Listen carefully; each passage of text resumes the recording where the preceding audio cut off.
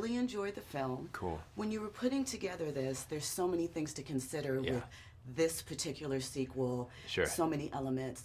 What was your thought process, and how much did you use the comics as source material for the actual story? We used a lot of the inspiration of the comics, certainly with how, in publishing, how Namor and Atlantis have found themselves on opposite ends with Wakanda, and various Black Panthers, to be quite honest. But there's no one single storyline that we pulled from. We sort of, as we always do, kind of comb through all of the great stuff in publishing and pick and choose the best moments, you know, and obviously building a sequel around a character's passing is something we've never had to do before and never had to consider before, and it is a little bit of art in imitating life to that extent.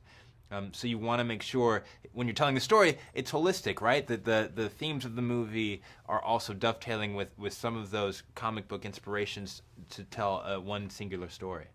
So when putting together that story in Namor, I'm from Los Angeles, so black and brown having conflict and being sort of manipulated for outside forces is something that we are familiar with. So in infusing that into this story, how did you want to make sure that it didn't feel sort of I just lost the word, sort of reductive or just, you know, old tread? You infused freshness into it, so what was your focus point in doing that? Yeah, it was trying to be as honest with the conflicts as possible, but really getting into the nuance of the why.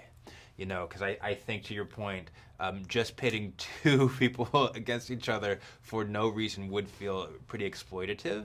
But we wanted to be honest to the reality, as much as there can be reality in the MCU, of how these two nations might find themselves at odds with each other. But also telling the story of the history of colonization generally, and how that sometimes pivots people against each other who otherwise would never find themselves in conflict. And I think that Ryan and Joe Robert Cole, our co-writer, wanted to tackle that issue in the canvas that it's on is really interesting, and hopefully gets people thinking about the world in a slightly different way that doesn't, again, feel reductive or exploitative. So grief, love, beauty, community, they're all themes that are explored through this.